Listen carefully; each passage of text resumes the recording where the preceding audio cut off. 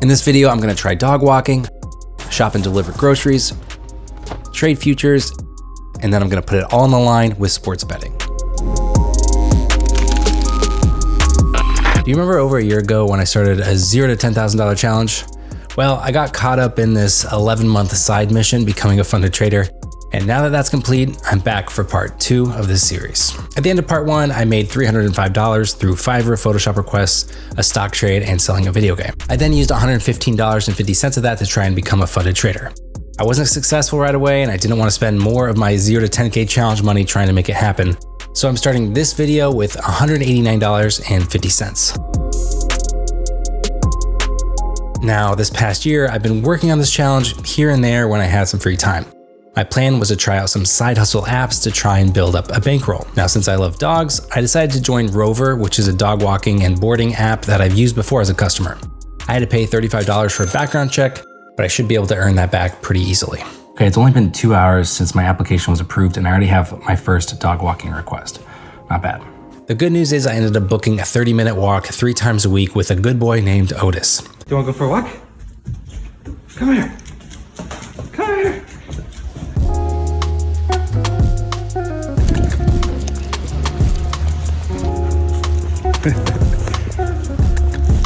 Oh, dude.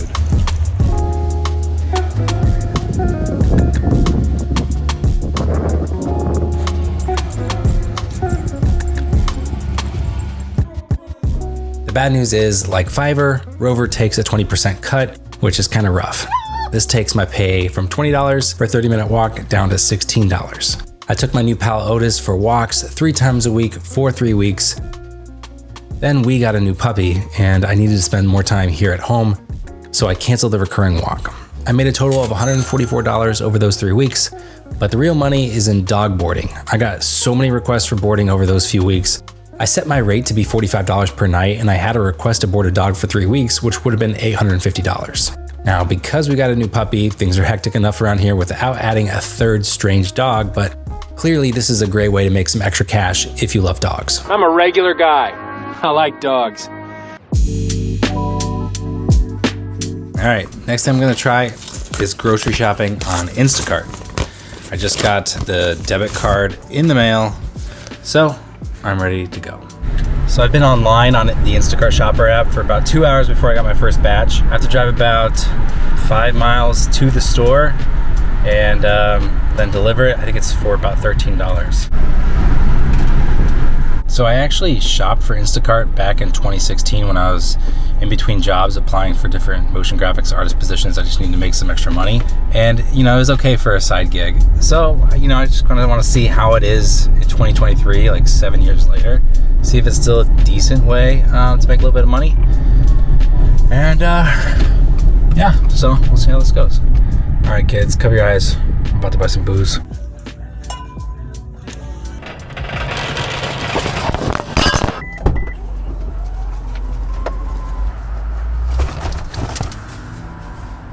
I don't know that much about wine. I thought it was going to take me forever to find everything, but the Instacart app, it puts the aisle number where you can find each item, which is super helpful, especially in like a liquor store like that. So, it took me about maybe 8 minutes to shop for everything, and now I'm driving 5 minutes away to make the delivery.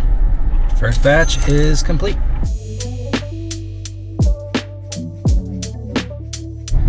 All right, it's been almost a month since my last Instacart batch. I haven't been able to devote the time to this challenge. I've been focusing on day trading.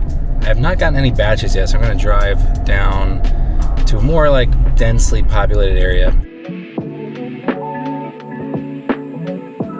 Well, scratch that. I just got a delivery back where I came from for 5 items. So heading back north.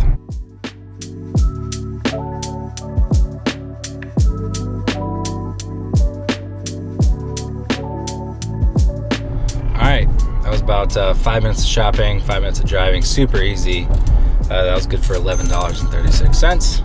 Money in the bank. I wasn't getting a lot of batches where I was at, so I drove 12 miles down to another grocery store, but only got 1 batch with just a few items. So I'll end today with just 2 batches for about $21. Not the most efficient use of my time. All right, try again today. It's Sunday. 2 days before 4th of July. It's kind of stormy, raining out, so hopefully tips will be higher and there'll be more batches. So I got one right now for just a couple items. Don't have to drive that far. Should be quick and easy, so let's go get it.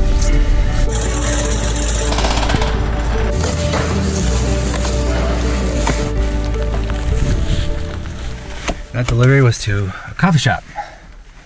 I keep getting batches coming in, but out here in the suburbs, the miles you have to drive are so much greater than they were when I did it back in LA.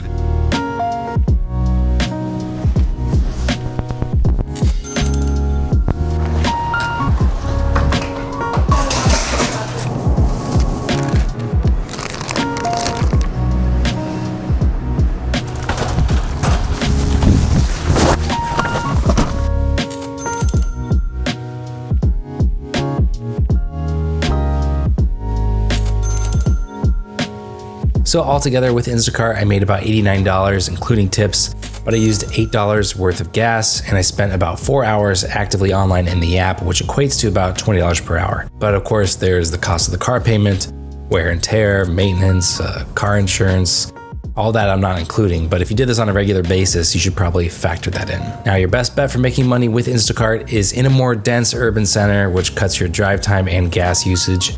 But it's also more stressful in general with traffic and lack of parking. That being said, soon after I finished doing these runs in July, Instacart instituted a new payment rate from a base of $7 down to $4. This is a horrible change for shoppers because making enough per hour to make it worth your time was already pretty dicey, and it just got worse. So I'm not gonna continue doing Instacart for this video. I also don't wanna take batches away from people who are relying on this to pay their bills. So on to the next. So I've spent over a year focused on trading just one thing, the S&P 500 Futures Index. And I also recently started trading the NASDAQ as well. And I have a small account over on the platform Tradeovate, and over the past couple of months, if I saw a pretty good setup and remembered about it, I would take a trade.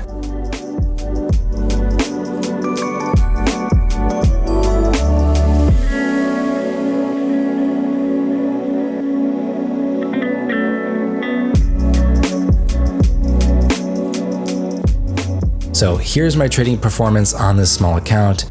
With just a handful of trades, I've increased the amount of the account by 77% for a profit of $149. My hair is so daggum long. If I'm ever gonna make real progress in this challenge without it taking another year, I need to take some more risks. I did recently stumble upon a sports betting account on Twitter, and it seemed like this guy Dan had a pretty good track history for NFL bets. He claims to have integrated AI into his predictions to help him put together some winning wagers. If you recall, 2 years ago, I turned a $100 bet into almost $13,000. And a lot of people in the comments thought I was lying or it was fake or something, which I totally get. I didn't believe it either. But I did get withdrawals in Bitcoin after that, and here's those withdrawals hitting my Coinbase account. There's proof in case you had your doubts. I knew I just had dumb beginner's luck, so I haven't really done much betting since then. So I decided to try out some of Dan's AI picks, starting with $200 in my FanDuel account. There are a few different types of wagers he posts. You have the lock, which have the odds in your favor. Then he posts some parlays, which are a bit riskier. So for my first wager, I bet $100 that Patrick Mahomes would throw an interception against the Eagles. And he did. I won a profit of $87. Next up is what Dan calls a bank builder. He's posting lines that, if successful, will take $50 to $1,000 over a series of bets, which seems perfect for this video. He's using Caesars Sportsbook, so he had better odds than what I could get, but I put $50 on this 2-leg parlay. That hit as well, which gave me a profit of $38. I then took a loss on a 3-leg parlay, but that same day I hit a 4-leg parlay for an $80 profit and hit another solid bet for $36. And then, all right, I'm multitasking a bit. I'm on the bike while watching the game. I needed Jacksonville's tight end to get 4 receptions. He just hit it. That bet is now won, which is great because it was a $150 wager, which is higher than I normally do. That was good for $112 profit. Also, I highly recommend working out while watching football and tracking your bets. Makes me feel a little less like a degenerate. It's now time to go big. I mentioned the guy I'm following bets on Caesars, so he often tailor makes his wagers for the best lines over there. And sometimes FanDuel doesn't have the same odds or ability to parlay the same things. So I'm gonna take $500 and open an account on Caesars so I can follow along. This parlay will pay out over $1,600 if Herbert gets over 10 yards receiving Addison gets at least 25 yards receiving, and Chandler gets at least 7 rushing attempts. Well, Herbert hit, Addison hit, and old Chandler, well, he thwarted the whole parlay. The bright side is it's not a total loss. Because it was my first bet on Caesars, I will get $500 as a bonus bet to put down on a second game. All right, it's Thursday, which means Thursday Night Football. I've got a new play to put the $500 in bonus bets into. The bad news is because it's a bonus bet, I won't get the bet amount back, just the actual profit from the wager. So in this case, I won't get my $500 back. I'll just get the $342 if it hits. So that kind of sucks. I decided to deposit another $50 to put into another play tonight. So if both hit, I should be back above $500 again.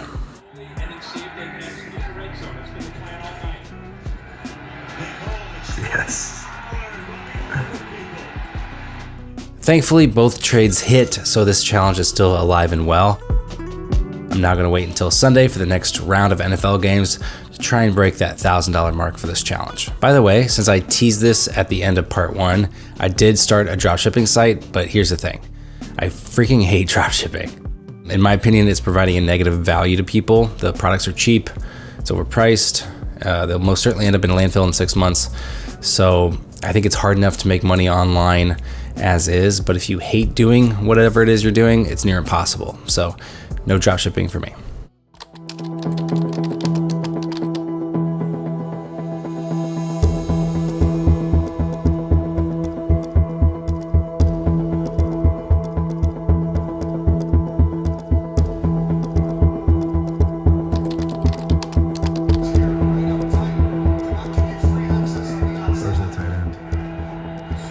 Open. Yes, yes. Oh, wrong guy. None of my other bets hit today, and 1 minute left in this Tennessee game. I just needed one more catch with the tight end. Throw it to 85. One more catch. He's open. Catch it. Yes. Oh my gosh. That was a freaking nail biter. That would have been a huge setback had I not hit that $400 wager.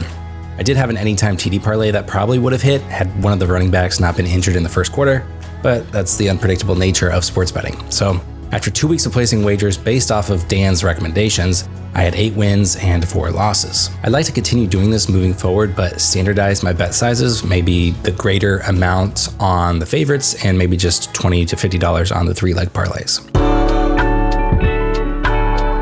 So I think this is as good of a place as any to end part 2. So here's a recap of what I've made. I went into this video with a starting balance of $189.50. I made a $109 profit dog walking on Rover. I made about $80 shopping for and delivering groceries on Instacart. I made almost $150 trading micro futures contracts. And I made $459 sports betting. This puts me at $988.83. I'm in a really good spot going into part 3, and I promise that one won't take a year to complete. Thanks so much for watching. I'll see you in the next one.